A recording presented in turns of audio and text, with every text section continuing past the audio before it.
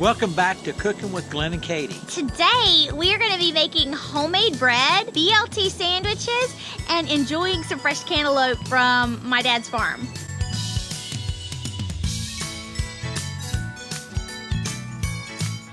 You don't have a choice on when to pick cantaloupe. You pick them when they're done. So this is a beauty, isn't it? Look at that.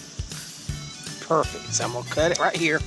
That's going to be part of our dessert. We're going to have a healthy dessert. We've got some tomatoes, and I'm going to be picking some tomatoes. And then we've got some flowers I'm going to get for the table.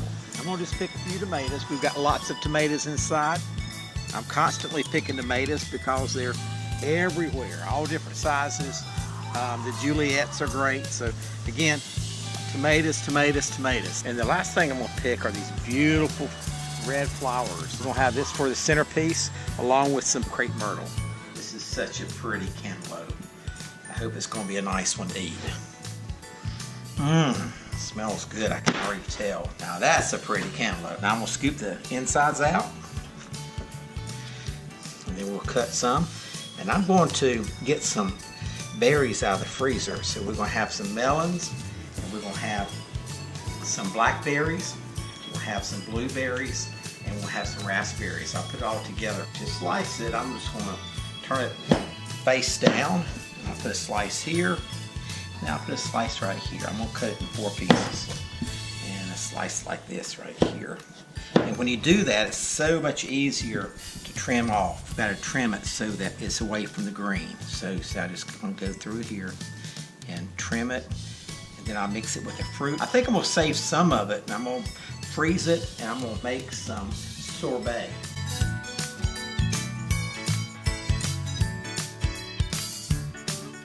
Now we're gonna make our homemade bread. It's very simple. I do use a bread machine. I don't actually know how to make it without a bread machine, but any bread machine will do. The ingredients you'll need are 1 cup of warm or almost hot water. I just got it from our spigot. 3 tablespoons of olive oil, 4 tablespoons of honey, 1.5 cups of bread flour, 1 1/4 cups of 100% whole wheat flour, 1 teaspoon of salt, and 2 teaspoons of bread machine yeast. I will insert a picture right now of the bread machine yeast that I use for this. It's Fleischmann's. It's excellent, so be sure to get Fleischmann's bread machine yeast for this recipe.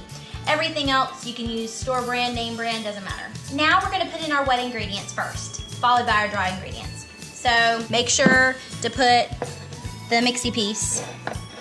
I'm just gonna pour the cup of water, and then I'm going to put in the 3 tablespoons of olive oil. I like to put the olive oil in before the honey because the olive oil coats the spoon good enough that the honey will slide off of it a little easier. Now with the honey, I'm a little liberal. It is 4 tablespoons, but you'll see. I, again, am kind of liberal. So there's 1, 2, 3, that was a little hearty there. And then finally 4.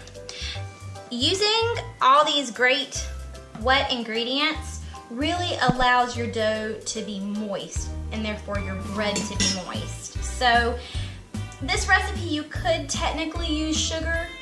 It just won't be as moist of a consistency for your bread.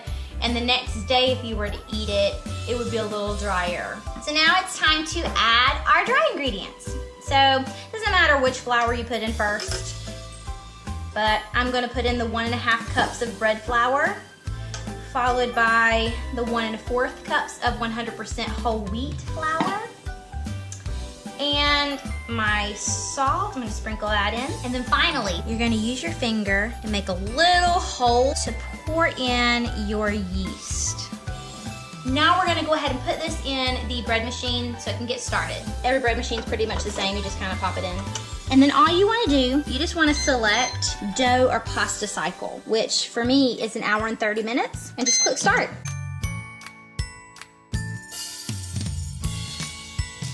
I'm just going to take some spray. It doesn't matter what kind of nonstick spray it is, but you do want to spray your pan. This is the bread pan that I have.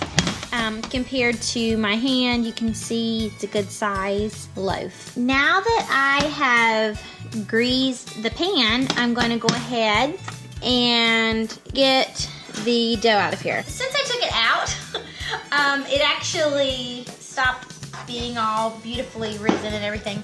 So because there's so much moisture in this dough, it is a little sticky for your hands, okay? So just be warned. I'm gonna go ahead and get a little bit more out, but this is fine. This is gonna make a great bread dough. So all I do is put it in my greased pan and push it down a little bit. So now I'm gonna cover it up. There we go. Now just set a timer for 20 minutes and just wait. Now the 20 minutes of rising are complete, and you'll see it has risen a decent amount. Now I'm going to put it in our oven that has been preheated to 350 degrees. And we are going to cook this for 30 minutes or until golden brown on 350.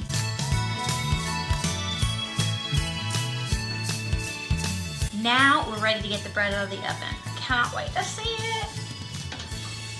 Look at this, you guys. Look at that perfect brown crust at the top. My suggestion though is to always take it immediately out of the pan and put it on a cooling rack, because it will get soggy on the bottom if you don't do so. This is the finished loaf of bread. I know you guys saw it coming out of the oven, but this is it once we've taken it out of the pan. I always suggest allowing your bread to cool a little bit, about 10 or 15 minutes. We had a little more time available, so we let it cool a little bit longer.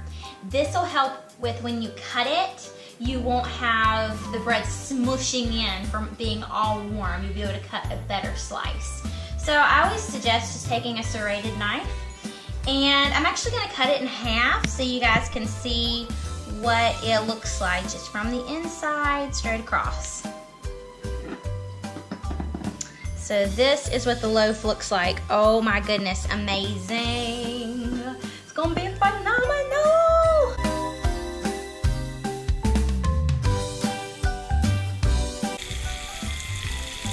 Look at this beautiful table. Oh my goodness, the flowers that Dad picked. And what do we have here, Dad? Oh, we have some bacon. You have to have bacon for bacon, lettuce, and tomato. We have lettuce. The tomatoes came from the garden. We have pickles. We have mayonnaise, and we have baconaise. Now you probably have the Duke's mayonnaise. Yep. I'm gonna have baconaise to go on mine. It's bacon flavored mayonnaise, and it's great. I'm gonna make my bacon, lettuce, and tomato.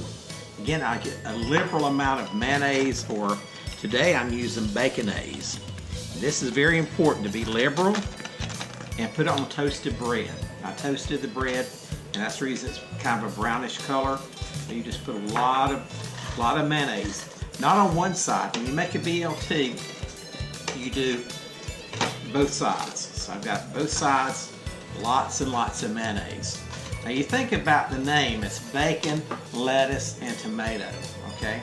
And so I always put my bacon on first, and I just kind of break it apart, and I'm liberal with it. So you put a lot of bacon on it. So there's the bacon. The next thing is lettuce. So I'm gonna put some lettuce on here. And this is romaine lettuce. You can use any kind. I like that. And then I'm going to get some tomato slices. And you can get thick tomato slices. I like medium or thin slices to go on it, because I can put more tomatoes. And then I put some salt and pepper, and now it's ready to go.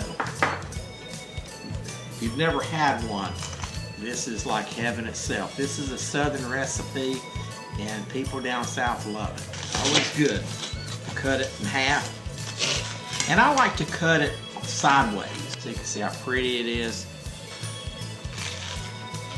How's it taste? Mm-mm. So here's my sandwich. I'm gonna take a bite and see how it tastes. Uh-huh.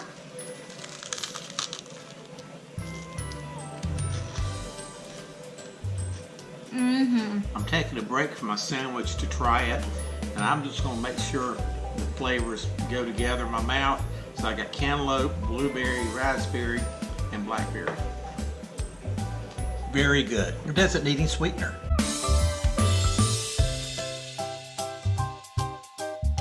Now that I'm full from lunch today, I think it's about time for me to do something with this cantaloupe here.